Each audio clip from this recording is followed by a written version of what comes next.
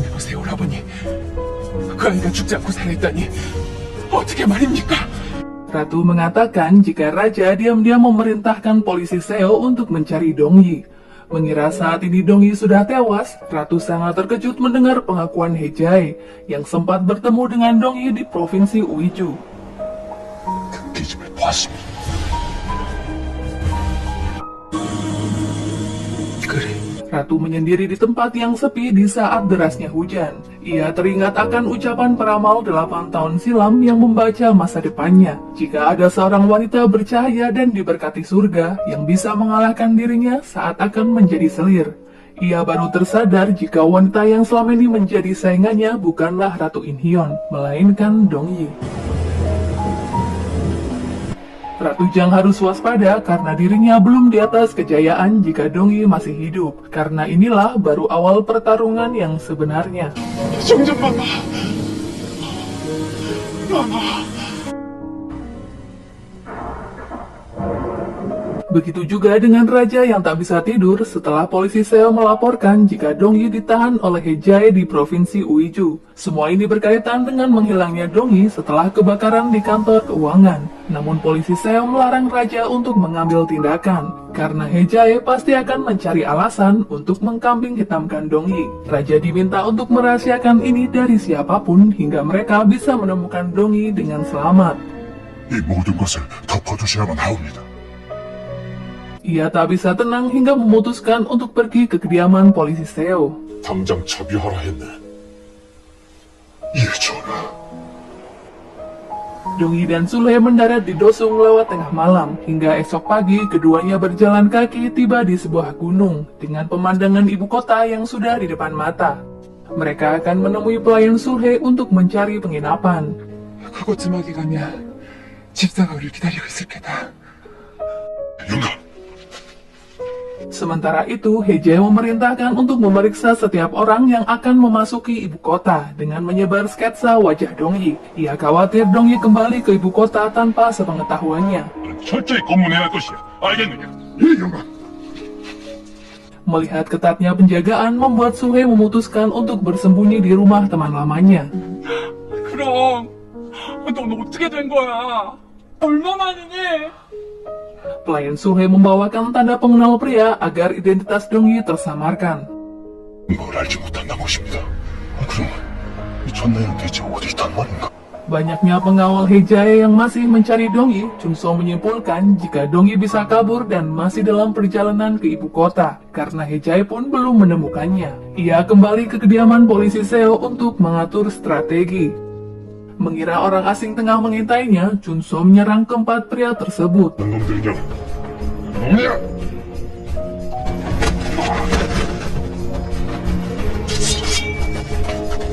Chunso tak mengetahui jika mereka adalah pengawal khusus raja yang sedang ada di kediaman polisi Seo. 이혼자들이다.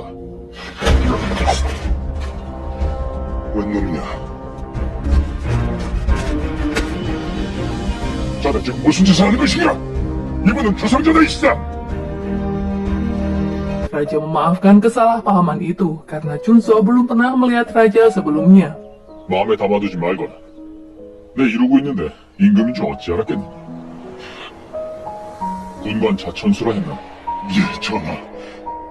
부디 소신의 무례를 엄히 벌하여 주시옵소서. Raja justru kagum dengan kemampuan bela diri Chunso yang begitu kuat mengalahkan pengawalnya.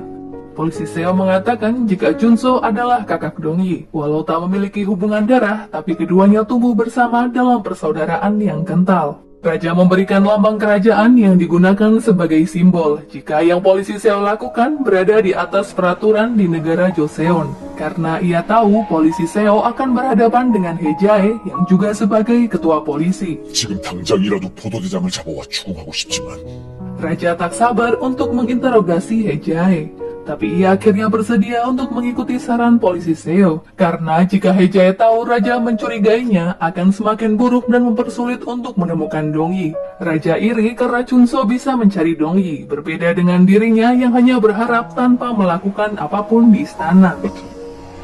그 아이를 찾아 나설 수 있다는 게 말이야. Ratu Jang merubah rencana panen ulat sutra yang sangat sulit diterima oleh pelayannya. Ia meminta upacara ulat sutra diadakan di luar istana agar rakyat bisa menyaksikannya. 그걸 제 손으로 키우다니까. Penasehat terkejut ketika mengetahui Dongyi masih hidup dan kemungkinan ingin menemui raja. Mereka harus menghentikannya ataupun membuat raja tak mempercayai ucapan Dongyi, sehingga usaha Dongyi akan sia-sia. 어떻게든 아니다. 우리 남인들 모두의 목숨이 걸린 일이다. Prioritas mereka saat ini adalah menangkap Dongyi dan mengembalikan kepercayaan raja terhadap Ratu Jang. Karena keberhasilan Ratu Jang berpengaruh terhadap fraksi selatan, Inspektur Oh-yeon diminta untuk membantu He-jae melancarkan aksinya. 이 일을 해결하도록 해라. 알겠느냐? 예, 숙부님. 그게 두려웠다면 오래전 그때 널 외면했을 거다. Keesokan harinya, Dongyi menyamar sebagai seorang pria bersama Sulhe. 어서!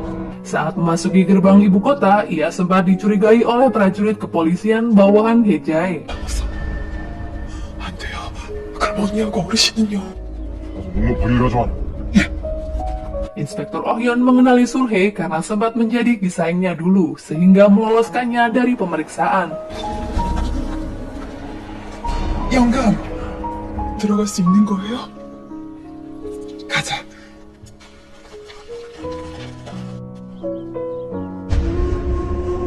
He-jae bergegas menemui Ratu Jang begitu menerima surat darinya, tapi Ratu saat itu sudah berada di luar istana. Ia yang sedang melakukan upacara panen ulat sutra, tiba-tiba pingsan setelah minum teh di acara perjamuan.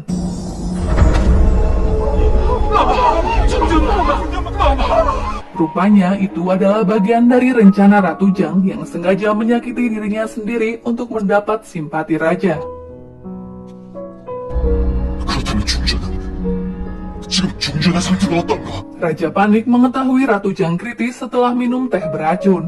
Ratu tergolek lemah saat mendapat pengobatan anti racun dari tabib kerajaan. 뭔가 보령단을 내어보라.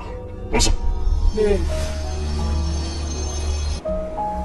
Nyonya Yeon panik dengan keadaan anaknya. He-jae tak menyangka Ratu nekat mengambil resiko nyawanya sendiri demi mempertahankan posisinya di istana. Karena takut Dongyi akan membongkar rahasianya. Sulhe gagal menemui polisi Seo dan Junso di biro kepolisian karena keduanya dikabarkan mengundurkan diri sejak 4 bulan yang lalu. Selain itu, kabar Ratu Jang diracun kian menyebar ke ibu kota. 아무래도 도sak. Harapan Dongyi muncul saat melihat Tuan Hwan dan Yongdal untuk menyampaikan pesannya kepada raja. Tapi ia tak bisa mendekat karena keduanya diikuti oleh pengawal He-jae. Sepertinya semua orang yang dekat dengan Dongyi juga diawasi. Dongyi harus mengantarkan bukti kepada raja sebelum Ratu Jang memfitnah Ratu In-hyun yang meracuninya. 멈춰가야 주시옵소서, 전하. Kekacauan rupanya sudah diperkirakan terjadi, mengingat fraksi selatan akan menyerang fraksi barat sebagai penyebab kritisnya Ratu Jang. Hal itu juga yang sedang dibahas di kantor penyelidikan istana. Taesuk dan Oh-yeon mempengaruhi raja jika seseorang meracuni ratu karena mengetahui ratu akan keluar istana untuk sebuah acara. 저질렀는지 그 진상을 철저히 밝혀주시옵소서, 전하. 물론 저 시간을 원하는. Dongyi menemukan cara menjadi pelayan pembawa air agar dapat masuk ke istana. Sulhe tak yakin karena pastinya akan banyak orang yang mengenali Dongyi. 따라오거라. 예. Tapi Dongyi tetap mencobanya. Ia mendaftar sebagai pelayan air dan memiliki akses masuk ke istana. Oh yang sempat melihat Dongyi dari kejauhan, tapi ia ragu mengingat Dongyi sudah lama meninggalkan istana. 동이 그녀하고 꼭 닮았네. 아유, Dongyi mencari cara bisa masuk ke kediaman raja seaman mungkin, tapi ia ketahuan oleh pengawal kerajaan. 너 누구냐? 야! 뭘 하고 있었느냐 말이다. Raja yang sempat mendengar kegaduhan itu meminta kepala Kasim untuk mengeceknya. Setelah perjuangan panjang, apakah Dongyi bisa bertemu dengan raja dan mengungkap semua buktinya? Nantikan video selanjutnya ya guys. Buat kalian yang suka, jangan lupa untuk di like, komen, dan subscribe.